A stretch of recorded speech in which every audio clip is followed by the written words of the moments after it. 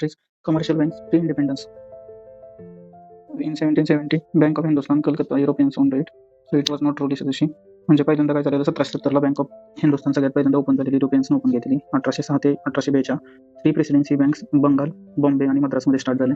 1861ला all three बँक्सला right to issue currency दिली. 1861ला 1921ला त्या तिघांना पण कंबाईन केलं आणि इम्पिरियल बँक्स ऑफ इंडिया म्हणून केलं. तेच नंतर 1955ला SBI मध्ये कन्वर्ट झाली.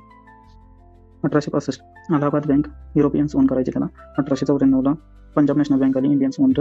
लाल लजपत राय होते, त्यांनी फाउंडेशनला हेल्प दिली पंजाब नॅशनल बँकेने. 1908ला बँक ऑफ बरोदा आलं, महाराजा सयाजीराव गायकवाड III यांनी सुरू केलेली. 1913 ते 30 मध्ये State Bank of Mysore, State Bank of Patiala. The rise and collapse of banking industry. Then birth of RBI झालं 1935ला. 1926-27 मध्ये काय झालं, ग्रेट डिप्रेशन आलेलं USA मध्ये, त्याच्यामुळे बऱ्याच पूर्ण वर्ल्डमध्ये प्रॉब्लेम झाले आणि बँकिंग सिस्टम कोलॅप्स झालेली. यंग इंडियन कमिशन इंडियामध्ये आलं आणि त्यांनी हे केलं, ते म्हणले की तुम्हाला एक सेंट्रल बँक असली पाहिजे इंडियामध्ये, आणि मग त्याच्यामुळे RBI ची स्थापना झाली. 1940s मध्ये State Bank of Bikaner, State Bank of Jaipur, Hyderabad, Travancore त्यांच्या रिस्पेक्टिव्ह फ्रेंचली स्टेट्सने नवाबने ओपन केले. पोस्ट इंडिपेंडन्स या बँकेनं असोसिएट बँक्स ऑफ SBI म्हणायला सुरुवात झाली आणि अल्टिमेटली 2017 मध्ये SBI मध्ये मर्ज केलं. आता nationalisation of banks after independence. तर आधी बँकांमध्ये काय होतं, बँक आणि इन्शुरन्स कंपन्या होते, ते नेपोटिझम स्कॅम्स करायला लागले, पोअर्सला हेल्प करत नव्हते, फक्त जे मोठी लोक, इलिट लोक आहेत त्यांनाच मदत करायचे.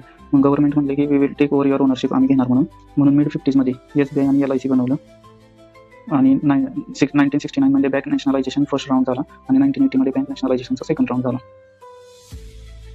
आधी काय होतं, नेक्सस होतं बँक्स आणि इंडस्ट्रियलिस्टमध्ये. 1950 to 60 मध्ये फक्त 188 इलिट लोक जी होती तेच कंट्रोल करत होती पूर्ण इकॉनॉमीला, आणि तेच टॉप 20 बँक्सच्या बोर्डमध्ये पण बसलेले.